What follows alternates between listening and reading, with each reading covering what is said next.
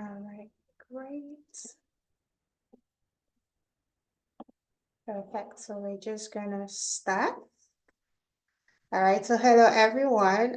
Just before we start, I would like to first of all start by saying thank you so much for joining today.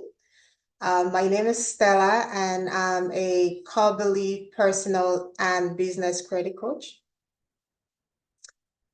Okay, it seems like the YouTube live is re-echoing, so maybe I'm just gonna see how to mute that.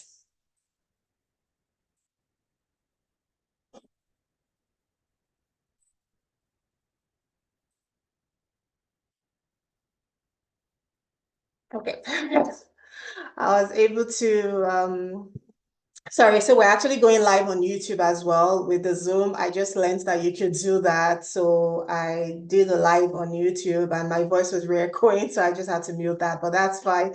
Okay, so I was trying to introduce myself. My name is Stella. I'm a Core Belief personal and business credit coach. So what do? I provide DIY services on how you can actually build your credit report and maintain a good credit report. So today we are going to be having a Q&A session, which is more ideal for new to credit as well as new immigrants, people that haven't had any credit report or credit rating at all. So it's just going to be a Q&A session. I did have multiple questions that came in, which I'm going to be asking our co-host. And if you do have any questions as well, please put it in the chat and we'll try as much as possible to answer those questions. All right, so I'm just going to put the focus now. I will be introducing the co-host, and I'm going to start with Bolu Okono. Can you introduce yourself? Tell us a little bit more about you. Hi, everyone. My name is Bolu Okono, but I go by Bolu. I am a CPA, FCA, and I have MSc in Finance and Investment.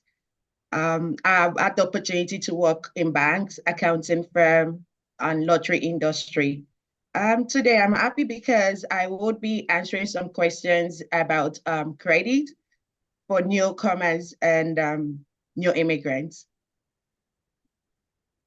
All right, and also we do have another co-host, Winston. Can you please introduce yourself? Sure. Thank you very much, Stella, for inviting me on the show as well. Good morning, everyone. My name is Winston D'Souza. I'm a realtor in Moncton, New Brunswick. I'm also a designated CPA as well, and I'm an accountant in my past background.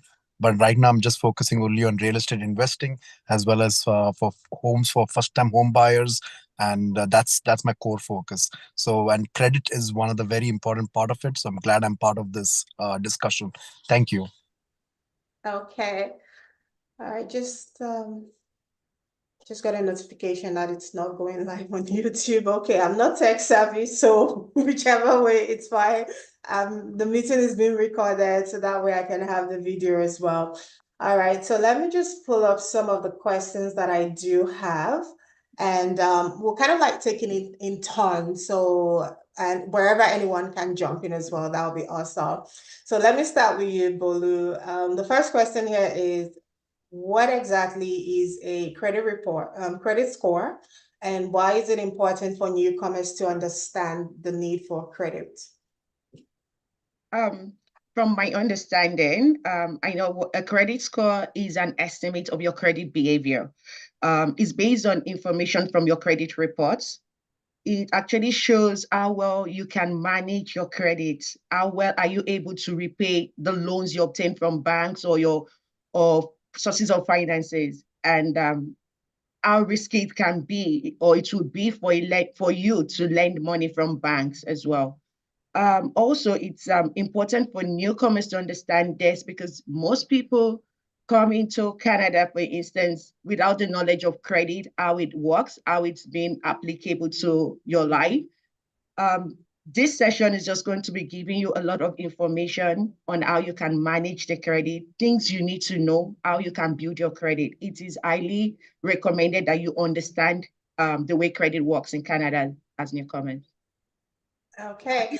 And when you talk about understanding how credit works in Canada, so for someone like me, because I'm someone who is, I have let me use the word credit fright. I don't like anything credit. So for someone who is new and has that kind of mindset, like I don't want to take a loan, I just prefer to pay cash for everything, or I don't want to take anything credit. So really, what would be your advice to someone like that? Actually, I was like that when I first migrated to Canada. I didn't want to take credit because I didn't have an understanding of how the credit operates. So for a new person, anyone approaching me for the first time, I'll advise them to go get a credit, start by getting a credit card. If you're able to maintain your credit card, not spending above your means, that would be a very good starting point for you. So I would also want you to know that by getting a credit, by you having a good credit, you're entitled to so many benefits, like a good job offer. You can be approved for mortgage, which also impact the kind of interest you're paying. You can be approved for car loans. There are lots of things in Canada that rely a lot on your credit. If you walk into a store today, a car store today, and you're asking to get a car, the first thing they will look at is your credit score. You know, it's not just that, there's some jobs that also require credit score. So basically in Canada, it's something that is really important. It's very good for you to have good credit score, and be able to maintain your credit as well. Okay. All right. So it's good to know that like one important point that you mentioned there is for your job employment as well. Some employers would actually require that you have a good credit score. So that's good to know on the reason why it's important. Okay. So now I'm going to take the second question to Winston. How does having a good credit score benefit immigrants and new to credit in Canada? So I think Bolu kind of like touched a little bit on it. So maybe if you want to expand it more, and yeah, if you have more points to add to it. Yeah, pretty much what Bolu mentioned. I would definitely, the highlight on those as well. But one thing to keep, if you can take away something from this webinar today, uh, understand everything in Canada, especially North America, works on credit. So you need to have a good credit score for a lot of things, as Bolu already enlisted, like job, mortgage, car loan, credit card, maybe to buy furniture from a furniture store. You need that. So having that and maintaining it is very critical.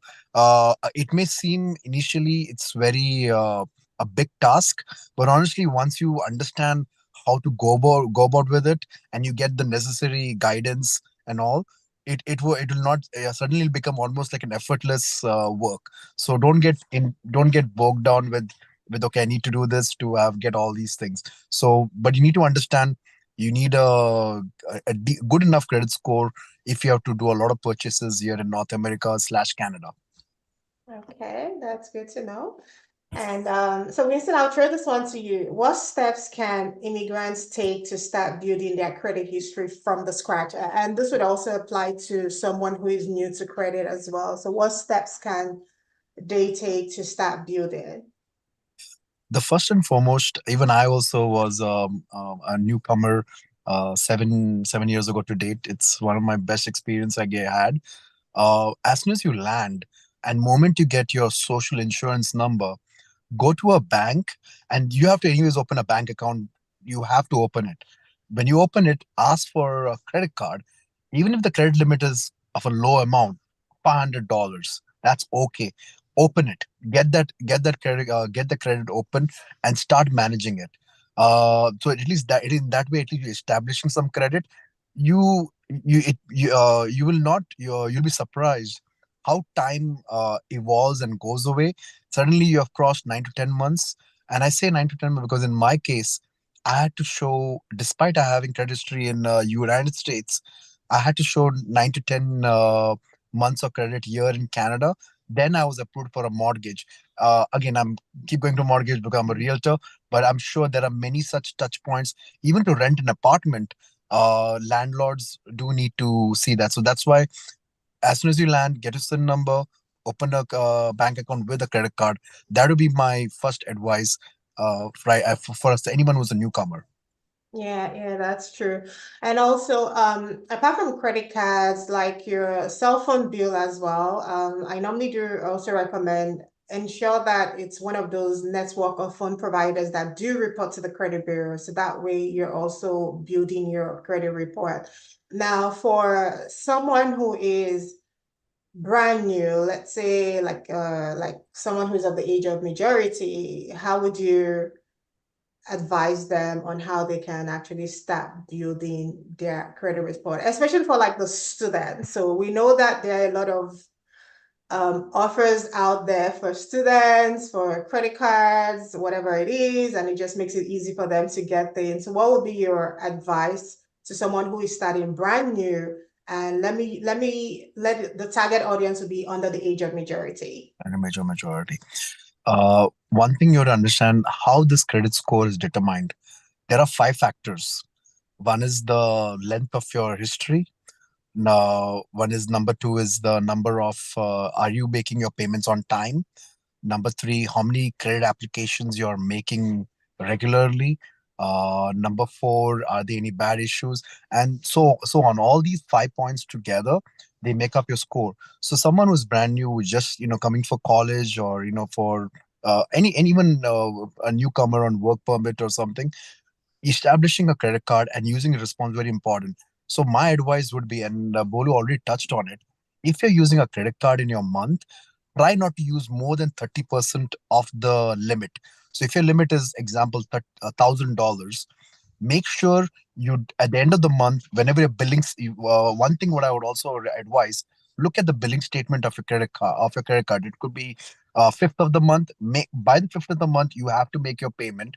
So make sure number one, the balance is not more than 30%. Number two, you're making a monthly payment. Even it maybe has whatever is the minimum monthly payment, make sure you're doing the minimum monthly payment. But I don't recommend to sticking to minimum. I recommend doing higher amount, higher than the minimum. So at least by doing this, by building a track record, you're helping your credit score evolve a period of time. Eventually, you are like I said as an example, you initially you were offered $500. That same bank tomorrow may come and offer you a higher amount once they see that you're being responsible, you are being very diligent with your credit. They will offer a higher amount. So don't focus on the limit initially. Focus on doing the basics, paying on time, less than 30% balance. Don't apply for multiple credit cards just because my friend told me apply for that one. Please don't do that. Be very deliberate. Apply for one and stick to the one for the initial 1 year. After the first year, then you can apply another one. That would be my advice for someone who's new, especially a student. Okay. And you touched on something. You mentioned something about depends on how you use the credit card. You might be eligible for like to bumping up the limit there. Now, I know we kind of like have two sides. There are people that are comfortable going for those higher limits, and some people are not comfortable. So what would be your recommendation when lenders are showing those offers to, especially for one who is probably just starting out within 1 to 3 years? Are you going to recommend that they should take those offers or wait, or what would really be a recommendation? First and foremost, read what the offer. You have to read what the offers are. So I will really respond to one particular offer. If it's a credit limit increase, I highly recommend taking it only because it affects your credit score. The reason why it affects you, like I just told you, you need to maintain a balance of a particular level. So now suddenly, if you have the higher limit, that just shows the bank's confidence on you. So I would take it. But because you got this limit, doesn't mean you turn around and keep swiping the card without discipline. You have to be very deliberate in how you use it. Like in my case, I even had set up a system where my bank account was linked to my credit card. So at the end of the month, whatever the usage, it would automatically, more or less, most of the money would have gone there. So my first advice: read the offer, see what the offer says, and then go with it. But if it's a credit limit increase, I highly recommend taking the credit limit increase. Okay. I just want to add Yesterday, to that. Sorry, Stella, I just want to add to what Winston has said. That's true, but for students, for newcomers, I would, like you said, like Winston said, go for it, but be very mindful because as you build a history of low balances and as in on-time payments, that also helps you. It's just about you being determined, being judgmental, knowing your credit history with the credit card you have, with the limits you initially have. If you are able to manage your low balances, able to pay on time, then you can go for the big amounts. Take it, but read whatever offers you're giving. Do your research. Also, the credit cards do come with offers, like air miles and all that. You might want to benefit from those additional packages as well. So do your research on those credit cards and take the one that is more beneficial for you. Okay, thank you so much. There was a statement I heard yesterday that says your credit card is not an extension of your account, your bank account. So it's just also creating that awareness that even though the banks are offering you those credit cards or those higher limits, you still are responsible to making those payments, and it's not an extension of your bank account. So just the fact that you have a 5,000 limit doesn't mean that I have 5,000 cash in my bank account. You still have to pay it back. All right, awesome. So Bolu, this would be the fourth question will be for you. Are there any specific challenges or barriers that immigrants might face when trying to establish credits? Yes. There's there are some common credit problems that immigrants might face, because just coming into Canada or North America, lack of enough credit history. So you might find it difficult obtaining a credit. And that's because and that's why you need to start building up. And that's when you come and you go to the bank, apart from opening a bank account, they offer you the credit card immediately, which is a starting point. But lack of enough credit history could actually impact your credit limits. Denied credit application. If you applied for credit in the past and you've been denied, that could also limit you. It could be a challenge as well. Another thing I can think of would be fraud and identity theft, which occurs when someone uses your name, your social insurance. So you just have to be very careful of giving out your information. You might receive calls asking for your social insurance number. Please do not give it out. They always say that. You don't want anybody using your identity. That could also affect you, because you wouldn't know someone already used your identity to obtain a credit. And then you go to the bank or you go to a financial institution to obtain a credit and you're denied. So those are the challenges I think you might face. Okay. And I was talking to someone a couple of days ago, and the person was a new immigrant to Canada. And when they were trying to get that mortgage, because they didn't have a credit history, one of the challenges they had was, I think they had to do about either 30 or 40% down payment, almost like 50% down payment. So those are other like factors that will impact one with no credit history or credit score at all. So it's always good to, just like you rightly said, start from the scratch, start from somewhere. And you kind of brought something else there, Bolu. You talked about identity theft. Now, I know you might not be an expert in that area. What would be your advice to one who just attained the age of majority? Because there's a lot of those click this link videos that you see. Well, my neighbor was telling me yesterday as well that she got an email that Lady Gaga was giving a couple of thousands of dollars, and for her to click on the email. And in my mind, I'm like, I told her outright, I said, you don't know Lady Gaga. She doesn't know you. So to me, that is outrightly like a phishing. But what would be advice to, especially the ones that just attain the age of majority or probably under the age of majority, like what would be advice to them on those scam phishing emails, identity theft, so that way they're kind of like aware and they don't fall victim of it? Okay, so what I can just say there is you just have to be very careful, irrespective of who you are, I mean, you just have to be very careful. There are so many juicy offers on the internet, and everyone loves offers. Everyone's looking for discounts and they want to take advantage of them. But they look so real, and you just have to sit down and think about it a second time to ask yourself, is this real? Can this be possible? My advice is be very careful.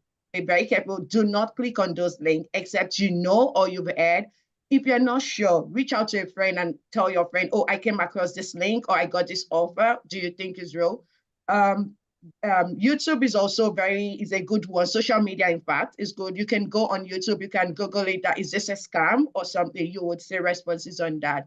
So just take your time. Do not click on any link. Do not accept any offer until you have confirmed and you have researched on it. Okay, and I'm just going to share a personal experience on that one there. I remember a couple of years ago, somebody sent me a link about, I think Adidas was doing a giveaway on shoes or Nike. I cannot remember which store, but the person sent me the link and I'm like, okay, I know you because it came from someone that I trusted. So I said, okay, I know you. I'm just going to click on it.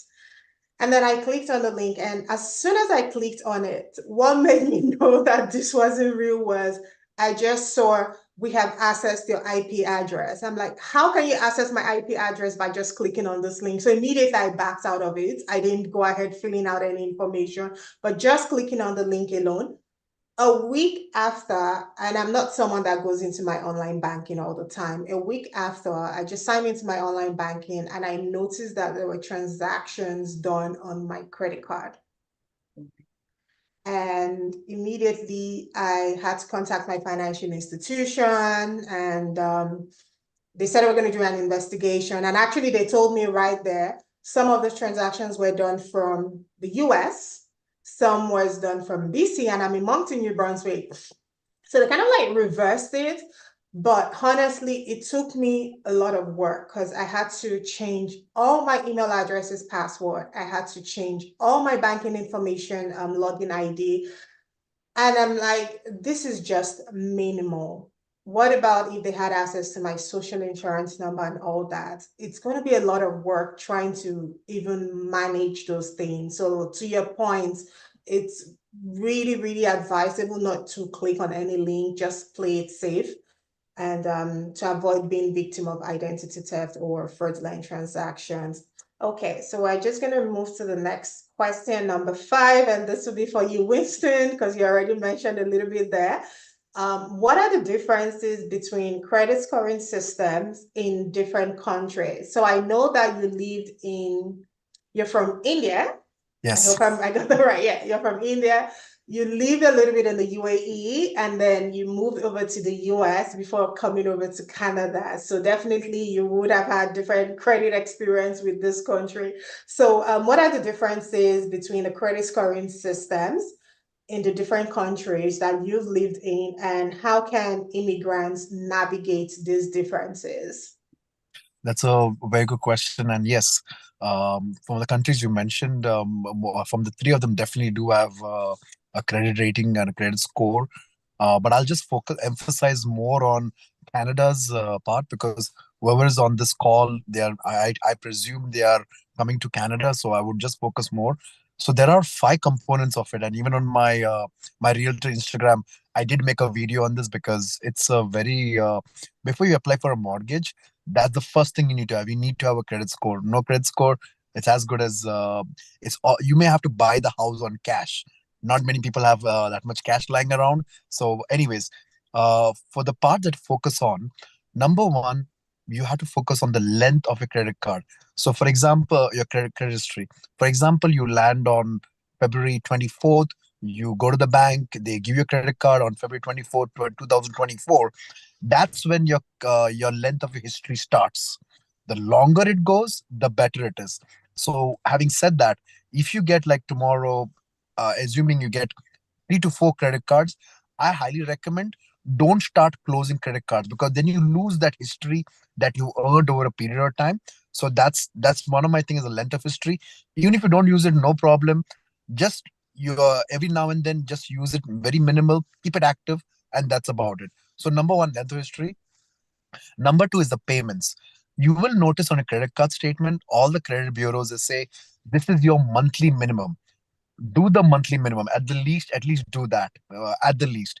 But don't stick to that because if you do the monthly minimum, it may take you 57 years to pay off $5,000 balance. Now we don't want to spend a lifetime spending paying off the balance for it. I mean, I'm sure a lifetime goes way beyond 57, but that's just an example. So do the minimum monthly because to be in status with the credit card company, because they're going to report it to you to the credit bureau. There are three credit bureaus: Equifax. Uh, yeah, geez, I can't even remember the other two. I apologize for, but there are three credit reporting agencies over there. These banks and all, they report to them. So I just mentioned about the month making payment on time. Number three, you when you mentioned the number of credits you apply for. So what my recommendation is over here, if you apply for a credit card, choose one credit card. Your friend will tell you, you know what, this bank is giving you with cash back, so go for it. This friend is saying, okay, this credit card will give you with air miles. So you choose which one you want to get for. Get only one. Don't apply for multiple, because the more credit cards credit you apply for, that means you're hungry for credit, and the banks take a little negative view on it. They're a little concerned. If this person needs credit, that means they're financially not disciplined. That is their concern. That's how they look at it. The third point. Number four, oh boy, there are two more points and I can't recollect, but these are the five core points determine your score over a period of time. So that's why I just focusing mainly on Canada. Uh, it's similar in US as well. It's almost the same thing, but these are the three things you refer: the length of your credit history, you're making of payments on time, your credit inquiries, or the fourth one is the balance. You don't want, if you have $1,000 limit, you don't want to have a balance of $950. That's not good. Try to, like I said, make it 30% below your credit limit. So if $1,000 is limit, make sure your balance is below $300 per month. That shows you're very responsible for the with the credit card. You technically don't need the credit, but you're using it at the same time. So the bank or the financial sees value in giving it to you. So these are the 4 points, like I remember top of my head. Did you need to do? There's the fifth one, but I'm sure it's a small point. So if since I'm not able to remember, I'll maybe pass it on to Stella, or maybe Stella or Bolu may maybe mention it out. But this is where in Canada how it is done. Uh, so again, these are all basics. Focus on the basics, and you'll be okay over a period of time. All right. I think maybe the fourth one would be don't have a late payment, because late payments have a huge impact. When it hits the 30 days, it definitely reports to the credit bureau, and it has a huge impact. I'm not going to go that too much into that, because I think there's a question on that piece, which I'll let you both answer as well. But you did talk about the credit inquiries. Now, yes, the credit inquiries has a huge impact. So what would be your advice to someone who goes to the store, any store, and is being offered any form of credit? As you know, there are different offers right now. You hear the one of, oh, for people below 50, you can get this, you can get that, just any form. And also, when you want to purchase vehicles as well, because that's one of the major ones. The auto dealers usually will submit your information to multiple lenders. So what would be your advice on how to navigate those? Are you okay if I go first on this question? Yeah, Okay, yeah. thank you. Uh, Stella, this is a very question, because this is something you will face it. When it comes to cars, yes, you're correct. A dealer will go to different lenders. They'll go to all the banks possible. So on your credit history, you're going to see Bank A, Bank B, Bank C, Bank D, all these people doing inquiries on you. Okay, that's okay, because the reason why you're not hunting for credit, the credit bureau, the dealer is looking for all these credit bureaus. So whoever is reading your report, they will see on maybe February 24, 2024, there were four inquiries by different banks, but by the dealer. So in that way, it was not going to be a big issue. Now I will also jump to mortgage, because I'm a little more familiar over there. Same thing, when you go for mortgage, you're going to talk to different lenders. You're going to see who's giving you good terms, who's giving you who's giving you like less penalty, prepayment penalty terms. You're going to see all those things. You're going to go to different lenders. But if it's like in a small range, like within 1 to 2 weeks, or maybe within a month, people understand, because this is a big ticket purchase. You're buying a house, buying a car. Those are big items, massive items. So you're going to have multiple inquiries on your credit, and that's okay. But what's not okay, you applied for credit card with this bank, then you turn around, you go to Canadian Tire, apply another credit card, you go to Walmart, apply another credit card, and so on, so. That's not okay, and that makes you look like you're in desperate need of credit. So what I mentioned about the auto and mortgage, they are big items. So that's why those are my points over there. Okay, yeah. So to your point, it's good not to be seen as a credit seeker. Yeah. And you on the inquiries as well. Yes, even sometimes, even though you're able to explain to your financial institution on what happened, but all those inquiries, they are hard credit check, majority of them. So they drop your score. So I normally tell people use a simulator. It will give you an idea of this is what your score is, this is what your score will be when you do an application. And this is just more like a general advice. If you want to purchase like a vehicle, for example, and you're going through a dealership, I normally do advise as well. Ask the dealer, are you fine? Do you have a specific institution that handles your financing for your clients? Or are you just going to be throwing my information out there to different lenders? So that way you can, because sometimes you're not aware. They just put your information out there, and different people are doing hard inquiry checks on your credit report. And some of them actually have just one institution that they work with. So to what something that you and Bolu also did mention, it's good to read the fine prints, always ask those questions, the why behind the why, and make sure you're comfortable with it before you go ahead. All right, then this would be to Bolu. How can I access my credit report and monitor my credit score regularly? There are different ways. I know we have the online banking. Your bank is your friend. You can go on your online banking and you can get your credit score, your credit reports there. It's free. It has no impact. There are other places online that can be used. We have TransUnion, we have Equifax, we have Credit Karma. There's so many online resources that you can use. You can go online and just do credit report search or something. They will come up. And don't be afraid. It's not that it's going to reduce your credit score. It's free and you can get to see your credit report. It's always good to do that at least on a minimum once a year. Just see what is in your, in your credit report. And because there's some transactions that you might not be aware of, but from your credit reports, you get to see them. And once you see them, you can call out immediately.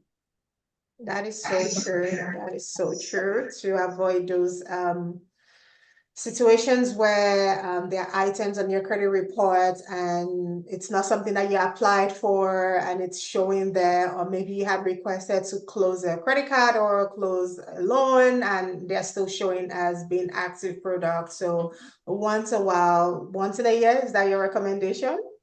At least on the minimum. Okay, to check it. That's awesome. Yes. All right. And this would be for you as well, Bolu. Are there any resources or programs available to help immigrants or new to credit learn about credit and financial literacy in Canada? Just before I answered, I think Wilson had something to say. He had his hand raised. Yes, I just wanted to bring a point on what you were just mentioning on it. By checking your credit report, like if your bank offers you, it is not a hard check.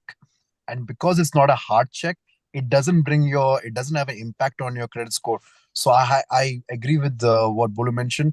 People look at it, but your banks typically offer you free access to your at least one of the credit reporting agencies, so you can see your credit score without. And again, it's not a hard check; it's a soft check, so it'll not hurt you. Thank you, Bolu, for giving me a chance. You're welcome, Wilson. Okay, so Stella, to answer your question on the financial literacy and information resources or programs, there's so many websites with information.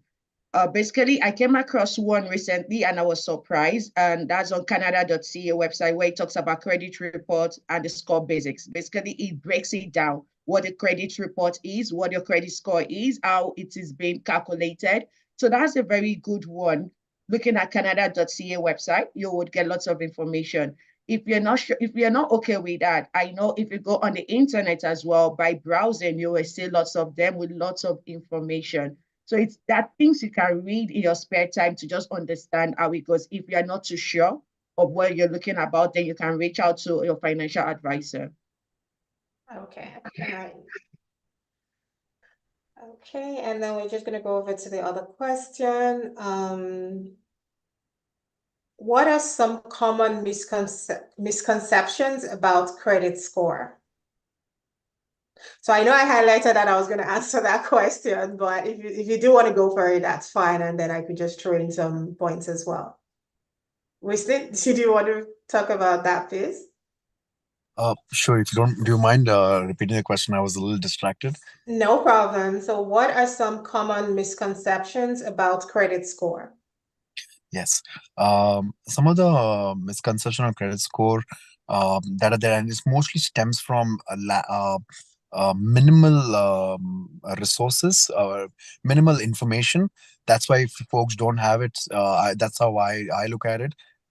Some of the one that I just shared earlier where was by checking your credit score, that's a hard check. No, it's not a hard check, especially something like your bank offers you. You just take a look at it as in when you're reviewing it. It's not a hard. So that's one misconception I would like to I mentioned earlier. So that's not one. Number two, if I close my credit cards, my score will increase. Potentially there could be because of the balances part, it could be. But keep in mind, by closing a credit card, you're losing the length of history. So that's another thing. That's why I mentioned earlier.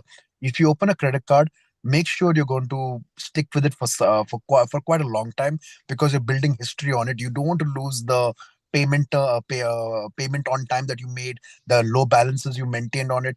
You don't want to lose that good history. So that's where those are the two that come to my mind at the time. Okay. Did you want to say something, Bolu? I was going to talk about the ad check, but Winston already mentioned it because that's the one I know about. People are scared to actually check their credit reports because of that. They're scared that once they check or they ask about it, their score will go down, but it's not. So it's just for people to be aware of that. Yeah, and just to add to that as well, another misconception is co-signing.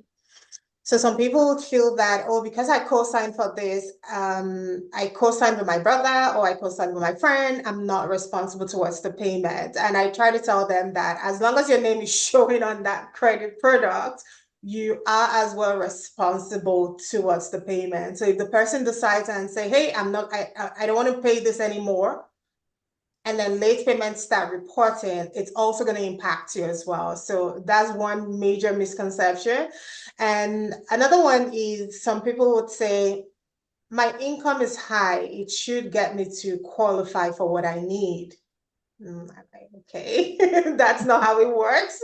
There are different factors that the lenders take into consideration.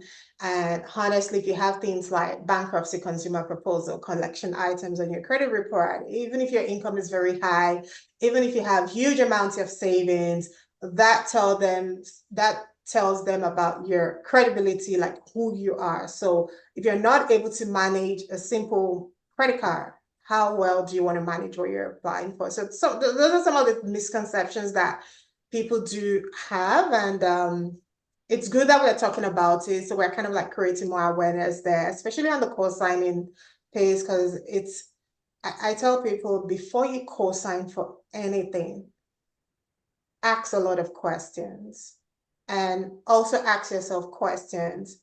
If you want to apply for a mortgage or you want to qualify for something in the near future, and you're going to co-sign for somebody to buy a 2024 Tesla of 100,000, that's a huge debt going on your income to debt ratio. So that's something that you really need to ask and reach out to your financial advisor. They will be the ones to provide the best advice as well. All right, so let's take another one here. Okay, the other question is, how can immigrants avoid scams or predatory lending practices while trying to establish credit? I think we already touched on that one, so I'm just going to skip that part. So this would be for Bolu. What are some long-term strategies, or both of you can answer actually, what are some long-term strategies for immigrants or new to credit to maintain a healthy credit score and financial stability? I just want to start with for those using the credit card, the credit card is more or less a loan. So they should have that in their mind when they are approved. So when you get a loan, you need to repay your loan. So don't miss out those payments. And also, when you're looking at strategies, do not use your credit card to finance unaffordable lifestyle. You know, because you've been because you've been approved for a 5,000 limit doesn't mean you go about spending it anyhow. Look at it, think about the consequences. Think about, why do you require this credit card? What do you need for? What are you trying to achieve with a credit card? Right, build your credit score. So getting a credit card to finance unaffordable lifestyle is a no-go area. Avoid using your credit cards if you are not ready, if you're already in financial trouble. Like we've been talking about, getting credit card from multiple banks is a no-go area as well, because you already have debt in those banks. So avoid using credit card if you already have financial trouble, you're not able to pay back your credit card, you're not even able to pay the minimum payment, just avoid it. Or you're not sure about yourself, you're not disciplined enough on how you spend on the credit card, avoid it. Make your credit card payment on time. We'll keep saying that. No matter how low it is, like Winston already said, look at the payment dates. Make sure if you don't have enough money, make sure you pay the minimum amount your credit card is required. Like Wilson also said, I would advise you pay more. Don't stick to the minimum. Don't limit yourself to the minimum. The more you pay, the more opportunities you have to get to increase your credit card limits and other products. Don't get hooked on minimum payment. Pay your credit card bills in full every month if you can. Borrow only when you need it. Another thing I'd like to say is, do not ignore your service agreements. We don't really like to read, but it is really important. Where I come from, I know for me, I don't like to read, but I've learned that in Canada, read the fine print, read it very well to understand what it is. If you're an accountant like me, you like your figures, build a budget. The budget will also help you to maintain and manage your finances. Build a budget. Winston also said, use no more than 30% of your available credit limits, not more than 30%. It helps a lot in the long run. Thank you. Okay. Now you said something about building a budget. So I think that's one area that people struggle with, trying to build that budget or trying to save. So without going too in detail on the different types of investment tools that we do have in Canada, what would be advice to someone on budgeting? Like, how can the person start? I know I hear the saying that it's on you, you have to discipline yourself, but honestly, it's not easy because you put the money away, you put the $25 away, and next minute something is coming and you have to pull it back. So how can you actually start budgeting and discipline yourself enough to keep to those budgeting plans and goals? Actually, that's the essence of a budget, to keep yourself in check, to make sure you're not spending more than what you've planned for. You can start budgeting just by looking at your bank statement. You can even use your credit card statement. For people that use their credit card always, all the time for expenses or anything they do, the credit card will be a good statement to start with. You can just look at your spend over time. And I also know that with banks, you see like a trend on your expenses. They do like a kind of chart to show you that this is your trend in this month. This is how your expenses have gone. Some even go to the extent of breaking it down, grocery shopping, gas, and all that tells you what it is. That's a good way. The simplest way is pick up that statement or look at a chart or look at whatever, depending on the bank you use, look at the analysis they've done. Then you have an idea of how much you're spending. Then, when I say build a budget, it also comes with discipline. You can build your budget, but at the same time, not stick to the budget.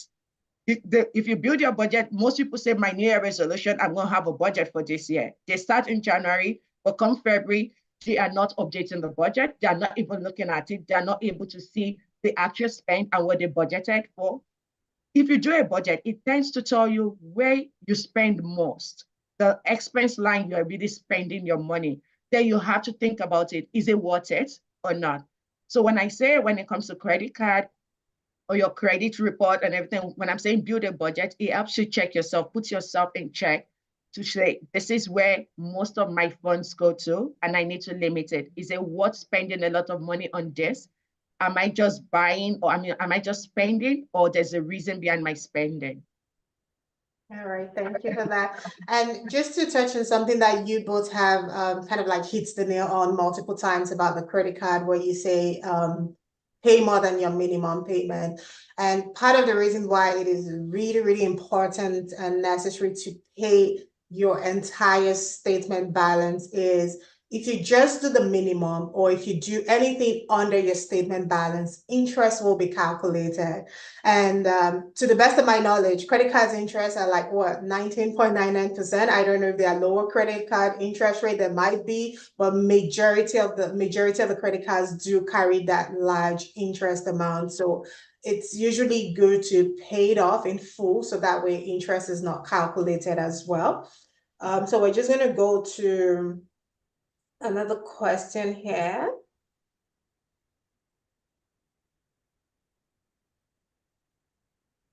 All right, so Winston, this would be for you. Can you explain the difference between a credit report and a credit score? Sure. I just want to, whatever Bolu just answered the previous one, I like the way she said it, but I also want to add one sentence. Always remember, live within your means.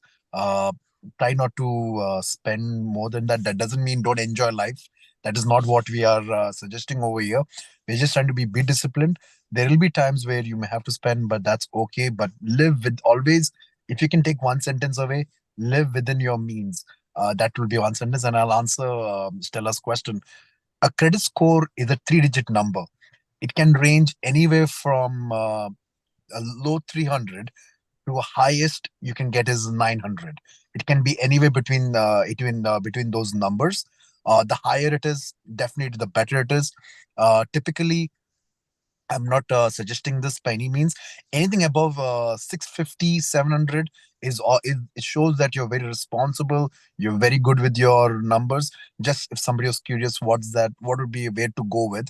A credit report is more of a detailed description. A score doesn't tell you anything. It's just a number.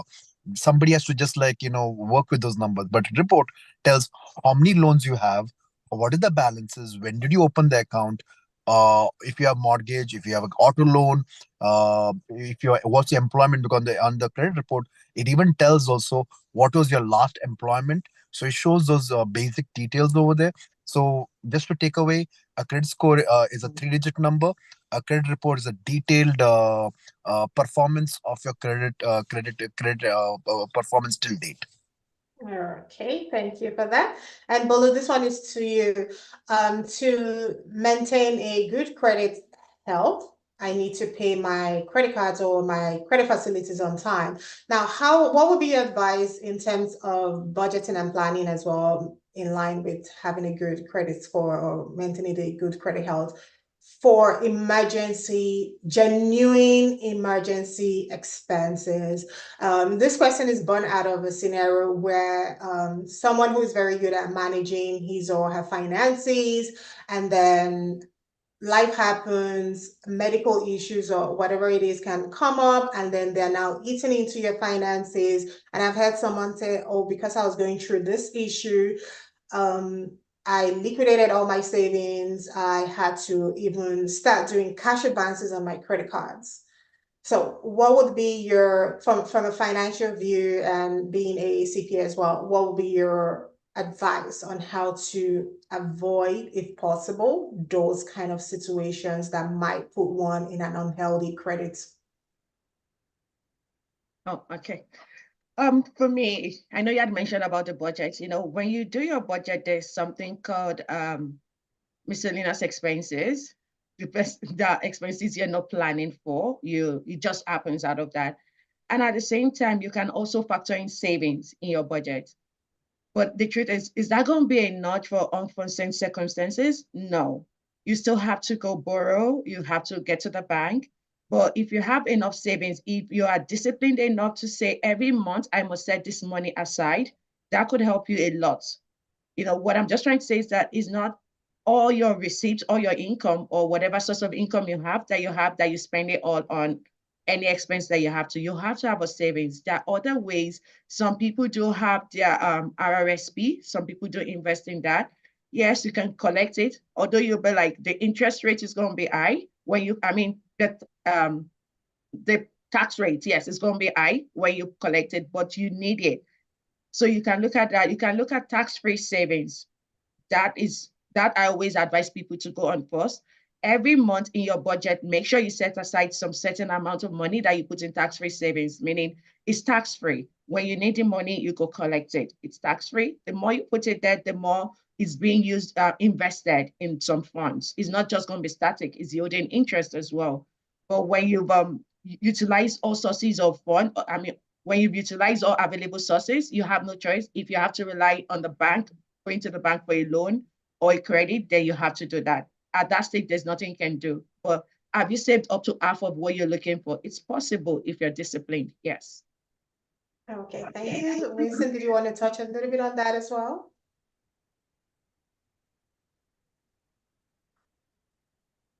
I'm very sorry. I was again, I was a little bit distracted. Do you mind repeating the question, Stella? Sorry. So we're talking about budgeting and the importance of saving and how it helps you in also maintaining a good credit health as well. So my question was, how can one who has a good credit health avoid a situation where they have to start depleting their savings or doing cash advance and credit cards to take care of those emergency situations that come, such as medical issues or loss of a loved one or anything that will actually force you to look for those resources to take care of those needs? No, that's a very valid question. I'll break this question down into three parts.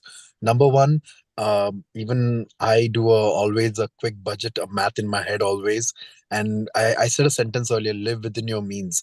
So for starters, I first understand how much income I'm going to get in my house. Since most of us are employed or self-employed, we more or less know how much is going to come inside. That's number one. Number two, what are your fixed costs? Your rent, your mortgage is a fixed cost. Your car loan is a fixed cost. There's no two ways around it. So those are the payments you have to do. Groceries, another one. Another part is whatever, like you will have to make a small, I won't say fun line, because then that line will get a lot more attention. But you would need to keep that aside just in case, and that can go along very well with Bolu's miscellaneous, how she just mentioned. It can very well go there. But another point I'm a very big proponent of it is life insurance. I know this is it doesn't cover the scope of this particular discussion, so I will not go more in detail of it. So that's why I'll just stay that part. Number two, savings, cash advance. I would highly recommend, please stay away from cash advance, because the terms are very unreasonable. Number one, to start with. Number two, the interest rates are very high. You may borrow, maybe, I don't know, like example, $1,000, but you'll end up paying almost close to $2,000 you'll end up paying. That's almost double than what you borrowed. It's a very easy, but at the same time, it's very I think it's a very to be used in a very extreme scenario, and you should be very sure you're able to pay it back, because it can be very costly. And the savings in Canada here, and I think Bolu may have already touched on it. We have something called TFSA, tax-free savings account. So I highly recommend every month, if you can just be disciplined, keep a certain amount aside every month in it, and it will be a really good it will be a good part. So these are my three recommendations for folks looking towards that. Okay. We're almost running out of time. I do have just a couple of more questions here. And so I just have two more questions. So I think I'm just going to go back again to Bolu. I know you just answered this one. What are the potential consequences of having a poor credit score in Canada? If you have a poor credit score, you might have more trouble taking out a credit card, car loan, or even a mortgage. And if you get accepted for a credit or loan, you can expect to pay higher interest rate on them. Difficulty securing a loan, it becomes difficult to secure a loan. You pay more for your loan if eventually you get one. You have higher insurance premium because your credit is already poor. No lender wants to advance any credit to you anymore. So in order for them to do that, they need to also look at what if this customer defaults? What is the impact to us? So you get to have higher interest rates. So it's really important that you have that at the back of your mind, that if your credit gets poor, it's difficult to get lending, any form of lending from anyone, any financial institution. And if you eventually get, the interest rate is going to be higher. You will have a harder time renting an apartment as well, because it's one of the requirements. You miss out on career opportunities. You might be required to have some security deposit, limited credit card choices as well. So you are more or less not opportune to have any form of credit, any form of advanced credit from any organization as well. And if you, like I said, if you eventually do, then be ready to pay the higher interest rates on them. Okay. That's quite touching in so many areas, especially on some people might say, I have cash, I want to pay for everything cash. But on the piece where you talked about your landlord not being able to qualify for anything, even your employee as well, sorry, your employer as well, that would impact on those things. I didn't know about the employer part as well. I knew about the landlord piece, but I didn't know that employers actually do ask for it. Maybe not all, maybe some. Yeah, so it's a really good one, because based on what you're saying, it's more like you have to have the cash to pay up front if you have a poor credit. Yes. And it puts a lot of strain on one as an individual. If you have a family, it also puts a lot of strain on the family as well. Now, I know I said I had 2 questions, but I'm just going to throw this one to you, Bolu, as well. What would be your advice to parents with kids under the age of majority? Like, how can they help them to start building their credit report? So for me, I would start back, because they need to be educated. They need to understand what the credit report is about, what the credit score is about, and how it's going to be how it's going to impact them in future, right? So I will start by telling them that because they're of age, I will start by advising them to get a credit card and start teaching them how to run the credit card. The credit limits, you can go to the bank as well with them to obtain the credit card. Make sure it's a limit that is within control, and let them have it. See how they're able to spend on it, how they're able to use the credit card. That way, they also have to learn. They have to know. It's not just by talking, but you need to practicalize it as well. So for me, that's the first step I'm going to take. Make sure they have a credit card. See how they utilize the credit card, what they spend the credit card on. Okay. Would you advise parents? Now we're looking at children, let me not use the word children, people that are under the age of majority. So depending on the province you're in, so under the age of majority, would you recommend for parents to add them as authorized users on credit cards, or probably joint? I don't think they can sign legal agreements. I'm not 100% sure. So in situations where they cannot sign legal agreements to obtain credit on their own, would you advise that parents do have them as authorized user on their own credit cards, in a way of trying to teach them about how to build and maintain a good credit? Sure, I would do that. I would do that because it's a training I want my child to have. And if I don't start now, sorry, I said my child, if I don't start now, right, I believe out there, when he goes out there, he might find it challenging. So he needs to start understanding, he needs to know how it works as well. I don't know, but if you look at the children of nowadays, they are quick to do this, to learn, not to learn, but they are quick to like spend.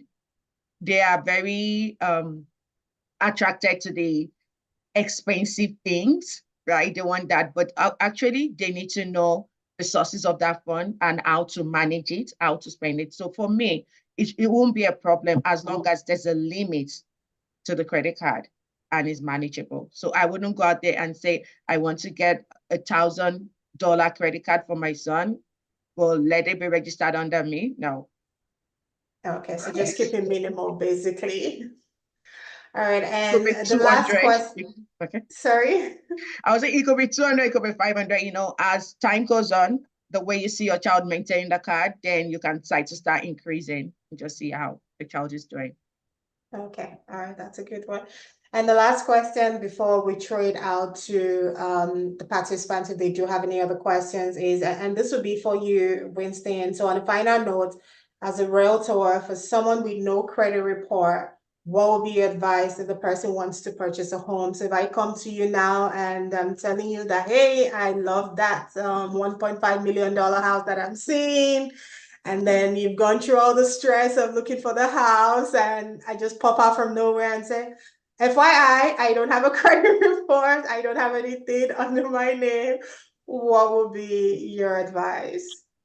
Stella, that's a very good question because this is something I am going to talk to someone next week about it. First and foremost, I want to let whoever the person is, that me being as a realtor, I'm here to coach you and guide you through your home buying process, because home buying process in Canada is and North America is one of the most beautiful experience. Anyways, coming back to score, I will always say you need to have a credit report until because if you don't have a credit report, we cannot talk to a mortgage broker, and mortgage broker is the one who's going to give financing at the end of the day.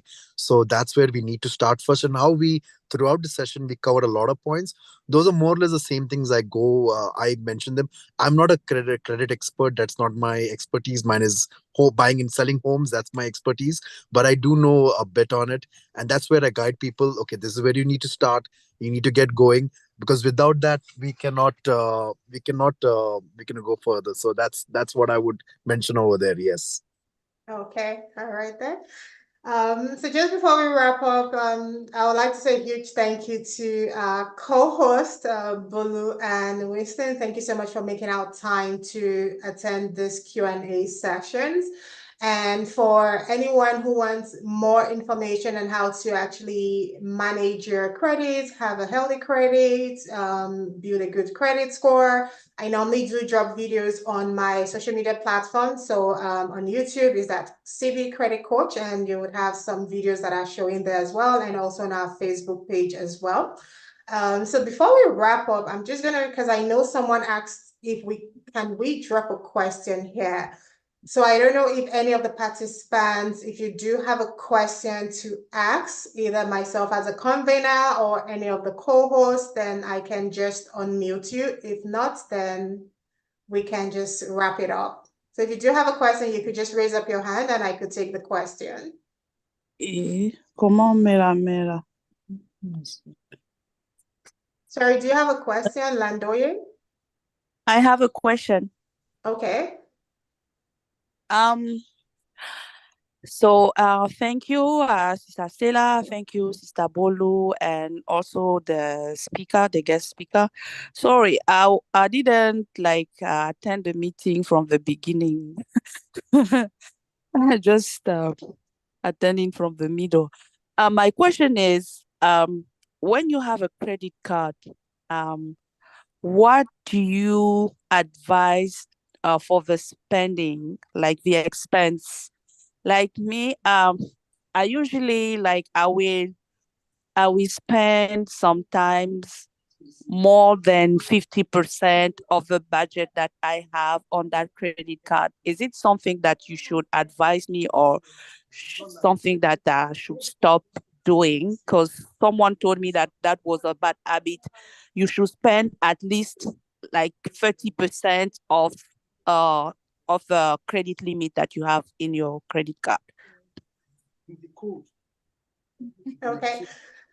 Yes, so normally the recommendation is for you not to go above 30% of your credit utilization. Now, are there some situations where you have a large purchase that needs to go through on your credit card? Yes, that can happen. So you can actually put those large transactions on the credit card to get the cash advance or your points or your air miles.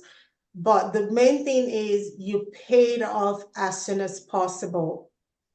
What impacts your credit score is if you carry a large balance and it reports to the credit bureau that you have a large balance, that will drop down your score. So if you're very good, but if you don't have the time, I don't recommend this. If you do have the time, you can monitor, contact a financial institution, ask them, when is your reporting date? Most of them don't provide the information. If you're lucky enough and they tell you, okay, your reporting date is on the 4th of the month, you can try to pay it off prior to the 4th. So that way, by the time the credit card reports, it's reporting with a low balance. But if you're not going to be, if you don't have the time to actually monitor it, and this is more like a last resort, I don't recommend carrying large balances. If you don't have the time to monitor your reporting days on your credit card, and if it's a habit, so there's a difference between a one-time large expense and when it's now an habitual expense. If it's a habit, try to make sure that your balance does not exceed 30% of your utilization. So that way it's not reporting all the time that you are carrying large balances. So to your question, 50% is pretty high. So try to maintain 30%. You use it, you pay it off. I know you said you didn't join. We kind of like touched about this at the beginning, which you can go back to the YouTube videos as well. And one thing we said is your credit card is not an extension of your bank account. So don't think that I have this limit, I can have access to it. You still have to pay it back. So, and when you carry large balances, sometimes that is where the financial struggle comes in, because you might then start finding it's easy for one to pay $100, $200, depending on your income or your household income and your savings as well. But once your balance starts hitting 10,000, 15, 20, 30, 70, then at that point, it's really going to be a struggle to try to make those payments. So my recommendation is keep your credit utilization under 30%. Once in a while, you might have those large purchases that come through. You could just put it on the credit card. But before you do that, you already have at the back of your mind that it's either I'm getting paid XYZ day and I'm going to pay it off, or I'm going to be withdrawing from my savings to pay it off. So I don't know if Winston, I don't know if you had the question, but Bolu, I don't know if you have something to add to this as well. No, actually, you got it. I was going to suggest the 30% as well. And I know we talked about the reporting date. When you have large sums on your credit card that you need to pay, I would advise that you don't wait till the reporting date. Pay as soon as possible. Some people do use their payday. You get paid twice in a month. Every payday, make sure you're putting something from your paycheck into your credit card to pay it off or reduce it. When you know your reporting date and you don't want to end that, you don't want to earn that interest on the amount you're owing, then on that reporting date, make sure you pay whatever balance you have. This is just trying to help you spread it so you're not paying a lump sum on that reporting date. You could actually start breaking it down before that reporting date. I hope that helps you. Yes, thank you. You're welcome. And any other question before we call it a wrap for today? All right, I don't think we have any other questions. So once again, thank you so much, Winston and Bolu. Thank you so much to everyone who joined us today. We do appreciate it. And from all of us at Call Believe, we wish you a wonderful day. Bye. Bye. Bye. Thank you again.